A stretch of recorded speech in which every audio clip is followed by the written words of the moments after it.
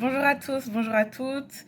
Aujourd'hui, on se retrouve pour une nouvelle vidéo dans laquelle je vous présente certains villages isolés du Ghana. Je vais vous montrer à quoi cela ressemble, comment est-ce que les gens vivent et de quoi est-ce qu'ils vivent, ces gens-là. Alors, je vais vous montrer 3 villages isolés, dont un qui n'est pas vraiment un village isolé parce que, enfin, je ne considère pas vraiment comme un village isolé, je considère juste que c'est un endroit isolé parce qu'il y a des routes goudronnées pas très loin et il y a des taxis qui passent. En ce qui concerne les 2 autres villages, il y a pas de route goudronnée, il y a pas de taxi. C'est pour y aller, on est passé par la forêt et il y avait un seul chemin unique. Voilà, j'ai trop hâte de vous montrer ça. Et avant de vous montrer du coup les villages isolés, je vais vous montrer un passage chez la coiffeuse parce que oui, je suis retournée chez la coiffeuse cette fois-ci pour faire mes pieds. Donc je vais vous montrer ça. Bon visionnage. Ici au Ghana, on fait la pédicure avec les lames de ciseaux. Oh mon bon.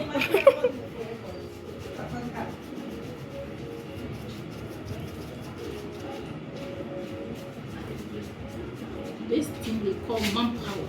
Manpower. Yes. This rock. Yes. Is it from Eastern region? This thing I'm doing. Yes. Everywhere. Everywhere. But France, they don't do it like this. They do, but maybe this rock is from the mountain. Which? This rock. Yeah. They don't have this one at. Like We have. Yeah. So we can find it everywhere, Anna. Yeah.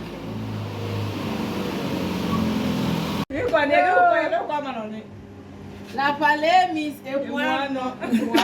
Oh, okay. No, Kasa. No, my girl say Ebuano. Yo. So Minchi French, oh. French. No, Minchi French. Not today. Because for me, like, it was Kasa. If you say parler, it means like mekan. Maybe. No, we are just commenting. I like the way you're doing. Oh, it's curl. I bet fit.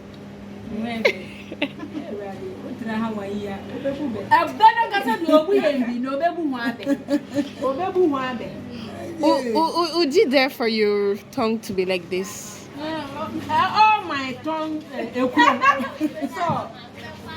Oh, did they? So. Oh, Sorry.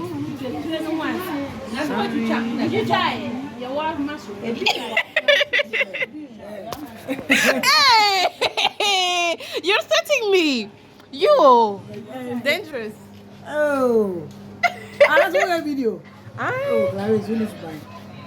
You are doing video? Yes. Oh, that's my girl. Girl, I love you, my friend. My beautiful friend.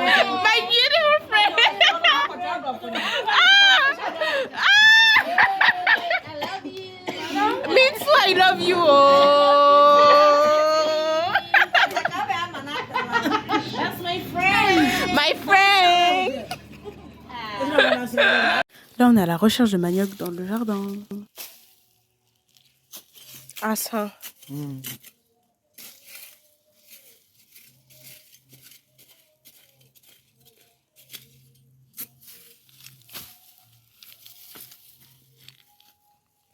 Est-ce que tu as oui.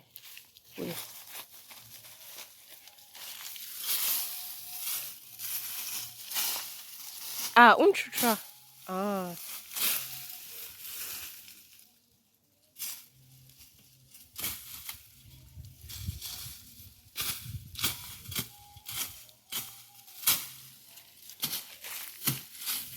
La première étape pour cueillir du manioc, c'est de reconnaître les branches. Mais ça, je vous avais déjà montré comment reconnaître les branches de manioc dans cette dernière vidéo que je vous mets ici.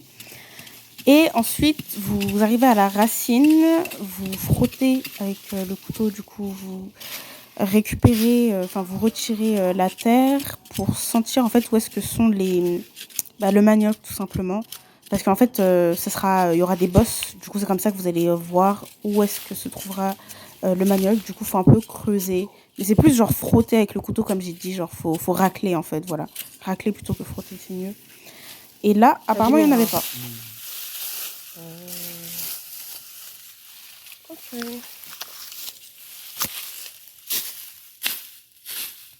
Regardez comment je transpire, j'étais dehors 30 minutes. Ah, mais ça pique ce truc. Bon, je me barre. Mes cheveux 2 jours après. Et c'est bien 2 jours après que la dame ait refait mes cheveux. Hein. Quand j'ai rentré à... Oh non, j'ai un anniversaire dimanche. Elles sont reloues les dames. Pourquoi elles ont pas bien fait?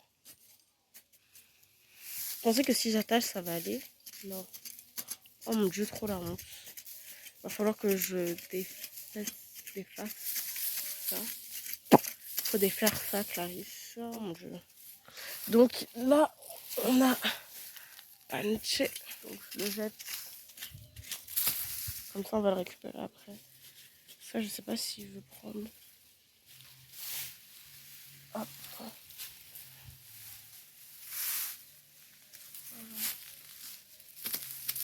Let's go. Et encore.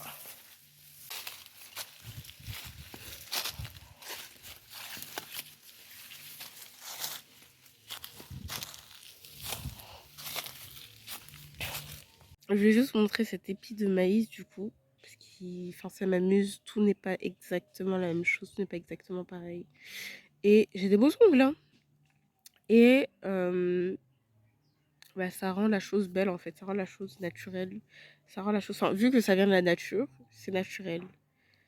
Donc ça n'a pas été changé. Et enfin, je veux dire, on n'a pas besoin de transformer le maïs pour qu'il soit exactement pareil partout. Enfin, je veux dire, il y a des grains plus petits, il y a des grains plus gros, il y a des grains qui sont un peu blancs, mais ça, je sais pas si c'est parce qu'ils sont pas mangeables.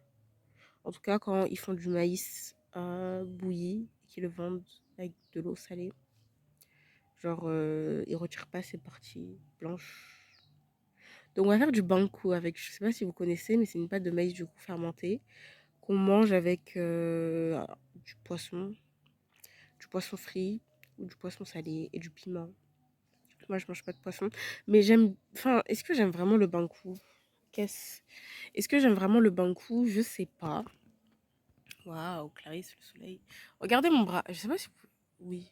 Quand vous allez dans la dans le champ, il y a toujours genre, quelque chose pour salir vos bras comme ça. De toute façon, je vais prendre ma douche.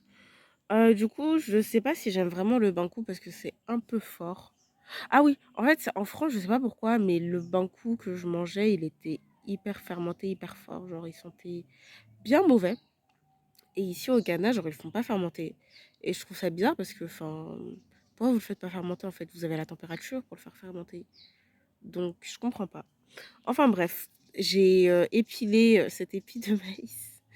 Et j'ai trouvé ça super beau d'ailleurs à faire. C'était super plaisant. Merci de m'avoir écouté. Là, on s'est rendu dans un village pour acheter des ignames et il a coûté 15,10 l'unité. Le prix a littéralement triplé. Comme je vous disais en introduction, ce village n'est pas isolé par rapport à sa localisation, mais regardez la façon avec laquelle les gens vivent. La salle de bain est en dehors, la cuisine aussi est en dehors avec des cailloux. Du coup, on arrange les cailloux comme ça et ensuite on met du charbon en bas, on allume le feu et puis voilà, ça fait une cuisine à l'extérieur. Mais c'est plus la salle de bain qui nous rappelle que on est dans un village isolé. Ensuite, on s'est rendu au marché, donc là, il n'y avait pas grand monde, mais je trouve cette image magnifique. Tout de même. C'est la période des récoltes de maïs, du coup je vous montre ce qu'on en a fait à la maison. Ça fait des bulles, je sais pas si vous voyez. Donc là il y a regardez tous les insectes qu'il y avait dedans. Pour faire le bankou. De mémoire, on l'a laissé tremper 48 heures comme ça, pour faire remonter les impuretés et pour qu'ils deviennent plus mous. Ah oui, on est en train d'ouvrir une noix de coco pour moi. Mon père ne veut pas que je le fasse, du coup je dois toujours compter sur les gens. Mais je sais le faire en vrai, hein. Je sais grave ouvrir une noix de coco. C'est juste que j'ai un peu du mal à le faire avec les gros couteaux comme celui-ci. Genre, avec moi, ça coupe pas assez parce que je soulève pas assez mon épaule.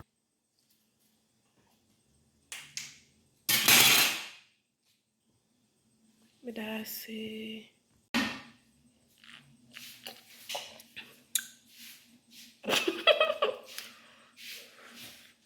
C'est grave ma thérapie en fait. Ça soigne. Ça soigne. Peut-être que c'est dans la tête, hein, mais quand je me sens pas bien, laissez-moi boire ma noix de coco. Notre coco, ça picote un peu, genre. Je sais pas comment expliquer. Mais il y a un goût...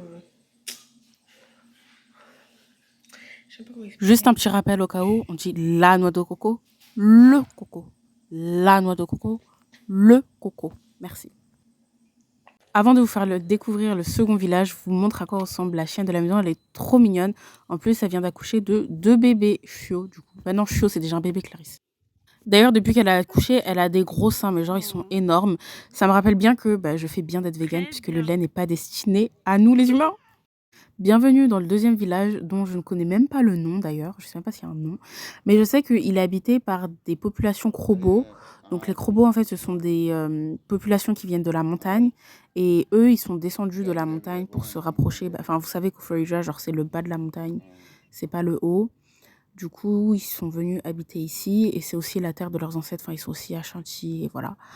Ils vivent, ce sont des populations qui vivent d'agriculture. Donc ici, par exemple, on voit du cacao qui sont en train de faire sécher au soleil. Regardez-moi le chemin par lequel on est passé pour leur rendre visite. Donc c'est vraiment un village isolé. Si vous ne connaissez pas le coin, vous ne pourrez pas y accéder. Voilà. Du coup, les arbres qui longeaient le chemin, c'était des plantains ou des bananes. Mais je pense que c'était des plantains, je suis sûre que c'était des plantains. Ah, I already. Tra and not tra photo. Ah, ok. Parce que sinon, je pensais qu'il disait qu'on pouvait prendre des diamants. Mais t'as vu, il a dit on va y aller. Ça veut dire il veut que je prenne le cacao. Non, moi, je veux pas de problème. Hein. Non. Moi, je veux pas de problème. C'est pas ma propriété. Yo. Si tu veux goûter, tu demanderas un. Comme ça, tu vas Ok, goûter. merci. On va le payer 106,10. Non, ça c'est un. Ils vont me taxer 106,10 avec mon accent.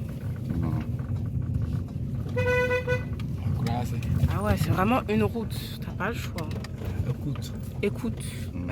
À tout à l'heure. On est arrivé? Bientôt.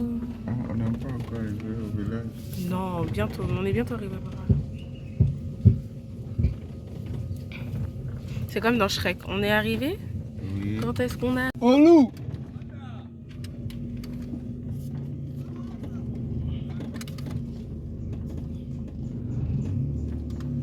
Waouh, ils vivent dans des maisons de terre?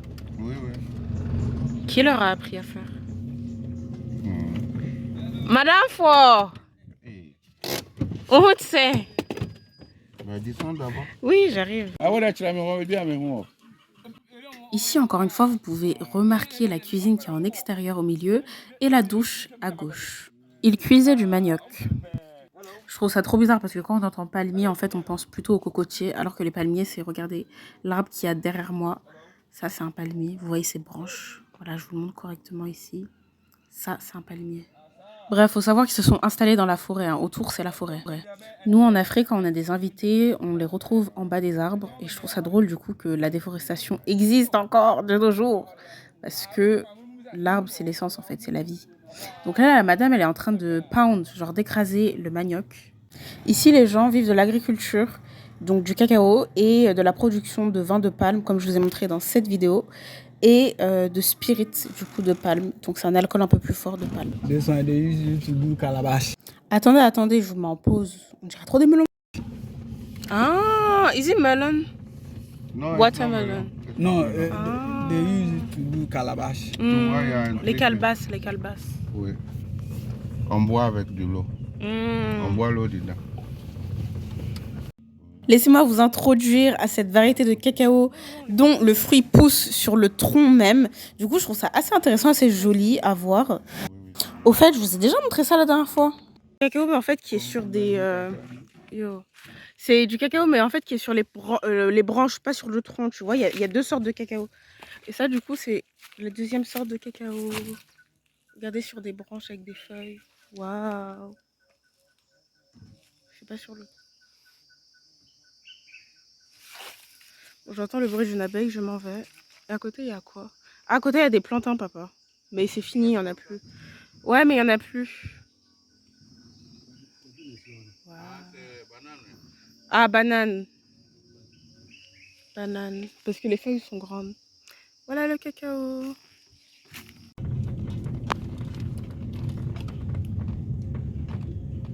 La montagne est en face de nous.